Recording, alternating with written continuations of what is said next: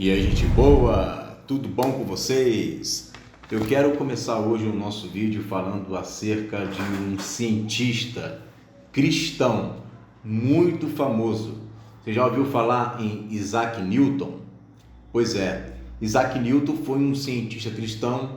Ele nasceu ali no século 17, em 1643. Então você imagina ali um período da Idade Média, no Alto Iluminismo, aonde você enxerga ali uma forte influência da Igreja Católica e também da sua doutrina que nós já conhecemos, que é uma doutrina amilenista, que é uma doutrina oriunda, de qualquer dia a gente vai estudar acerca disso, lá de Santo Agostinho, que veio bebendo das águas também da escola de Alexandria no Egito. Pois bem, mas em meio a tudo isso você vê algumas pessoas que não aceitam muito bem essa ideia do amilenismo. Olha que interessante, Isaac Newton, esse grande cientista que fez diversos estudos, publicou diversos artigos, foi chamado de Sir Isaac Newton, é um homem de muita reputação, mas ele também era um estudioso da palavra, o que ele chamava de palavra de Deus. E aí tem um detalhe muito interessante, porque Isaac Newton, ele vai, claro, você tem que entender que ele está naquela época e ele está enxergando as profecias como se fosse já cumprindo naquela época. Então o que ele vai entender? Ele vai entender que desde o ano 800, quando houve a fundação do Império Romano por Carlos Magno, ele atribuiu o fim do mundo. Olha que interessante, ele calculou, porque ele gostava muito de estudar alquimia, cabala, então ele era fascinado por números. Ele calculou para o fim do mundo 2060, desculpa, né? 2060. No ano 2060 seria o fim do mundo. Ele pegou o ano 800, acrescentou aqueles 1260 meses que você verá na Bíblia, que são de anos, e ele interpretou ali, são meses, né? Mas ele interpretou como anos. Eu falei de anos, não são de anos, são de dias. 1260 dias, 42 meses, 3 anos e meio, certo? E aí ele pega esses 1260 dias e interpreta como 1260 anos e ele calcula o fim do mundo para 2060. Olha aí o que esse camarada fez, hein? Ele calcula para 2060 o fim do mundo. Bom, apesar desse chutômetro, né, e ele mesmo disse que poderia estar errado, que poderia ser um pouquinho mais para frente, mas não menos do que isso, ele também fez umas ponderações muito interessantes que eu quero ler com você aqui agora. E olha que legal aqui esse texto, vamos ler comigo. É o texto do livro do Apocalipse de Isaac Newton. Você sabia que ele escreveu um livro interpretando Daniel e Apocalipse? Pois é, ele interpreta lá Daniel e Apocalipse. Só que ele nunca publicou esse livro. Ele nunca publicou por quê? Porque ele temia ser taxado de herege, porque as convicções deles batiam de frente com a da Igreja Católica. Então olha o que ele vai dizer aqui nesse livro. Olha aqui que interessante, ó. Como perfeitas feras, a besta de 10 chifres e de 2, ou o falso profeta, foram tomadas e lançadas no lago de fogo, por blasfemarem das coisas de que não entendiam, sentem prazer nas orgias feitas à luz do dia, divertindo-se com os seus próprios enganos, enquanto convosco festejam, tendo olhos cheios de adultério e de contínuo pecado. Pois os reinos da besta vivem deliciosamente com a grande prostituta, e as nações se deixam embriagar com o vinho de sua dissolução. Eles deixaram o caminho direito, extraviaram-se segundo o caminho de Balaão, filho de Bossor, o qual amou a recompensa da iniquidade, o falso profeta que ensinava Balaque após tropeços diante dos filhos de Israel. Estes não são fontes de água viva, mas fontes sem água, não como nuvens de santos, mas nas quais subiram as duas testemunhas, mas nuvens arrastadas na tempestade, etc. Assim o autor, olha, presta atenção agora, tá? Eu tinha que ler esse contexto para a gente chegar aonde ele estava querendo. Ó. Assim o autor da Epístola de Pedro toma todo o segundo capítulo na descrição das qualidades das bestas apocalípticas e dos falsos profetas. Só no terceiro capítulo, então, ele descreve a destruição de modo mais completo, bem como o futuro reino. Diz ele que pelo fato da vinda de Cristo ser deferida para mais tarde, não deveriam escarnecer perguntando onde está a promessa de sua vinda?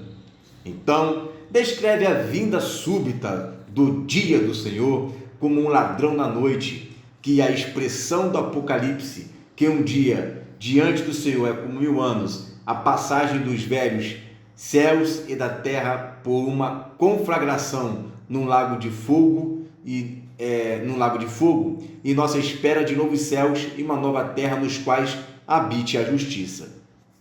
Bom, aqui nesse texto me parece que ele está bem claro aqui, fazendo bem claro, ó, a passagem dos velhos céus e da terra para uma conflagração num lago de fogo. Ou seja, vai conflagrar, né? Ele vai parar lá no lago de fogo e enxofre. Bom, você vai ver que ele vai escrever isso daqui, mas mais na frente ele vai se contradizer um pouco. Claro, nós estamos no século 17, então está muito obscuro as profecias ainda. Então ele está entendendo uma coisa, né? E não está completa ainda a revelação, mas ele consegue compreender que haverá no céu e nova terra, a qual vai habitar a justiça, mas ele não conseguiu compreender que é nessa mesma terra restaurada. Olha só, vendo que Pedro e João eram apóstolos da circuncisão, parece-me que os mesmos se deixaram ficar com suas igrejas na Judéia e na Síria, até que os romanos levaram à guerra a sua nação, isto é, até o 12º ano de Nero, que então eles teriam seguido o principal corpo móvel de suas igrejas para a Ásia, e que Pedro foi então a Roma, via Corinto, que o Império Romano considerava as igrejas como inimigas, principalmente porque eram de origem judaica. Então, com o propósito de evitar insurreições, prenderam seus chefes e baniram João para Patmos.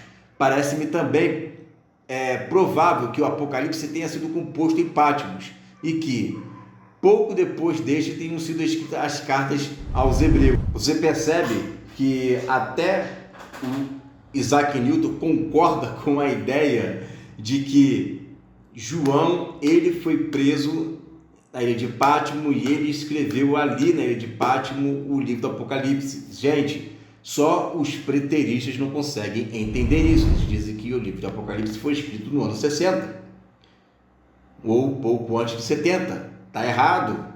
Todos os documentos conferem que foi Domiciano, que reinou do ano 81 a 96, que foi ele quem prendeu João na ilha de Patmos. Como que pode? Está lá em todos os anais da história, provam que foi Domiciano quem prendeu João. E Domiciano reinou de 86 a 91. De 81 a 96. Então, se ele reinou durante esse período, não tem como João ter escrito o livro do Apocalipse antes do ano 70 e o pessoal falar que Jesus já voltou no ano 70. Isso é uma aberração. Isaac Newton, ele também não cria dessa forma. Vamos continuar lendo, tá? Então, prenderam os seus chefes e baniram João para Patmos. Parece-me também provável que o Apocalipse tenha sido composto em Patmos e que pouco depois deste tenha sido escrita a carta aos Hebreus, bem como as de Pedro, dirigida àquelas igrejas com referências explícitas a essa profecia, a qual estavam particularmente ligados. Vamos continuar. É por isso que o estilo da carta aos Hebreus é mais místico do que o de outras cartas de Paulo, e o de Evangelho de João é mais figurado e majestático do que os outros evangelhos. Não vejo que o Cristo tenha sido chamado o Verbo de Deus em nenhum outro livro do Novo Testamento escrito antes do Apocalipse. Por isso sou de opinião que a expressão foi tomada desta profecia, assim como foram muitas outras passagens desse Evangelho de João, tais como em referência ao Cristo, como sendo a luz que ilumina o mundo, o Cordeiro de Deus que tira os pecados do mundo, o noivo, o que dá testemunho, o que desceu do céu, o Filho de Deus, etc. Justino Mártir, que se tornou cristão cerca de 30 anos depois da morte de João, escreve expressamente que um certo homem entre os cristãos, cujo nome era João, um dos 12 apóstolos do Cristo, profetiza da revelação que lhe foi mostrada que aquele que acredita em Cristo viverão um milênio em Jerusalém. Olha aí, gente, Justino Mártir se tornou cristão cerca de 30 anos depois da morte de João. Então, 30 anos depois da morte de João, ele se tornou cristão. 30 anos só. 30 anos, tá? Aí, olha só. Aí ele agora está citando Justino Mártir. Muito bem. Profetiza na revelação que lhe foi mostrada que aqueles que acreditam em Cristo viverão um milênio em Jerusalém. E poucas linhas antes diz: mas eu, como muitos que são cristãos, os quais têm um juízo certo sobre todas as coisas, tanto acredito que haverá uma ressurreição da carne, quanto um milênio de vida em Jerusalém, reconstruída, aumentada e embelezada.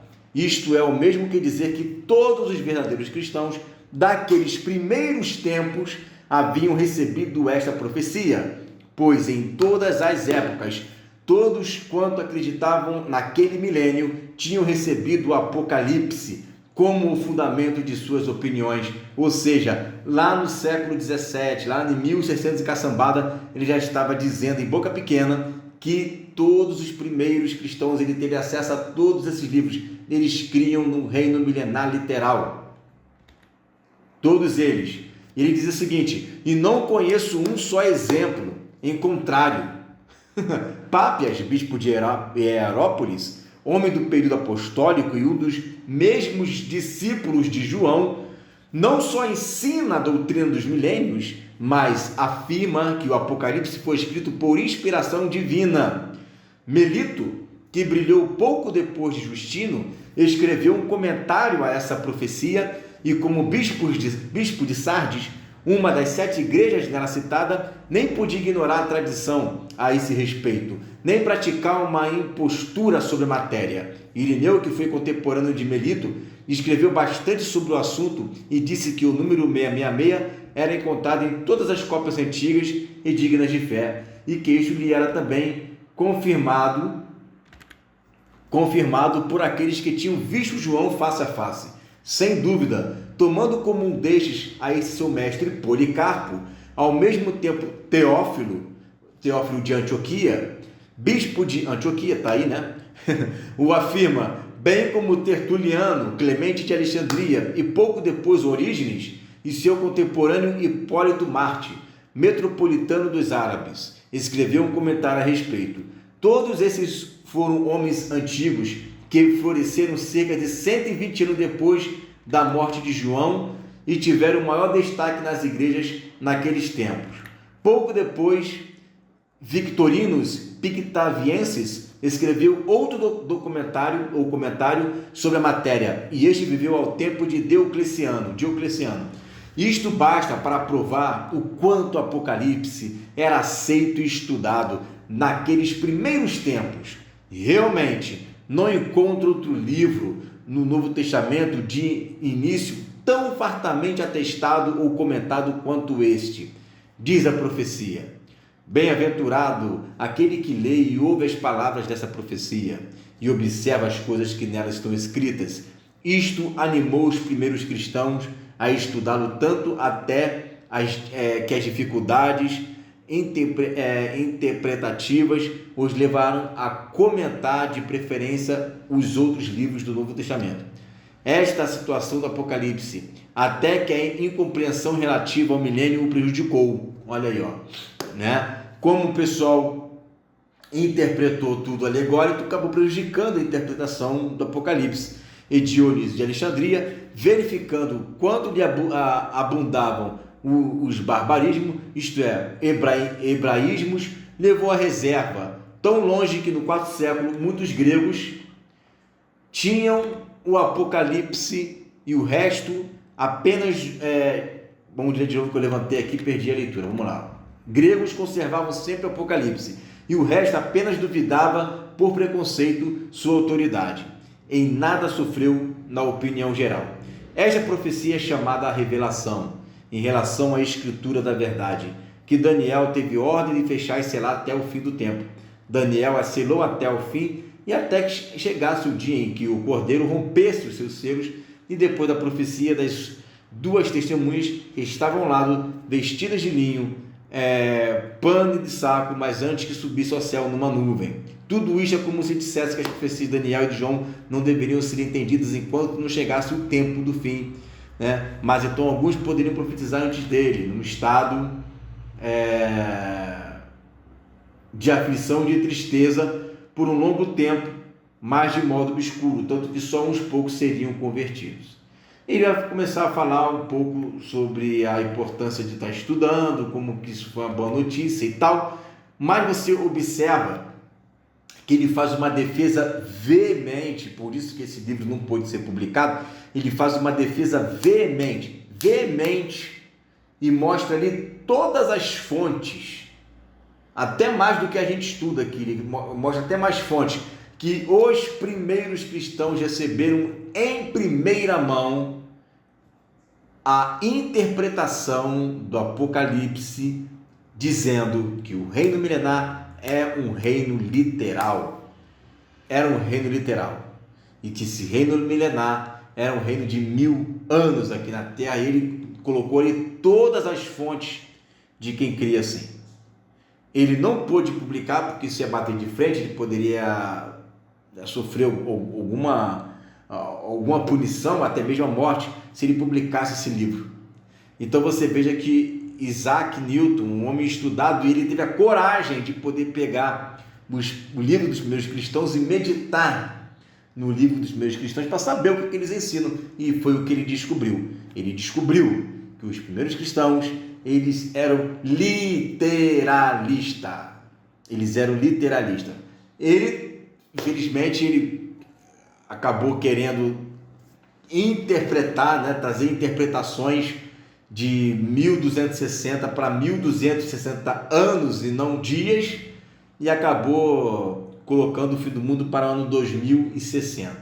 Bom, como eu falei, uma visão obscura do futuro, do que estava escrito ali, mas de qualquer forma, quando ele leu a história, que a história é história, quando ele leu a história, não precisou de interpretação. Ao ler a história, ele já viu e já testificou e já confirmou aquilo que a gente tem falado aqui o tempo inteiro no canal, que a igreja primitiva, ela cria exatamente como nós cremos. Glória a Jesus por isso. Isso para nós hoje não é nenhuma novidade. Nós estamos no caminho certo. Nós estamos caminhando naquilo que os primeiros cristãos criam, na literalidade dos textos. Amém, queridos? É isso daí. Então, fica com essa pequena aula aí sobre o Isaac Newton. Ele tem um livro, vê se eu vou deixar disponível aqui esse livro no link na descrição do vídeo, para você poder baixar, dar uma lida por curiosidade, e você saber o que passava na cabeça desse cientista ao ler e interpretar o Apocalipse de Daniel. Valeu, gente, é isso daí. Fica essa palavra em nome de Jesus.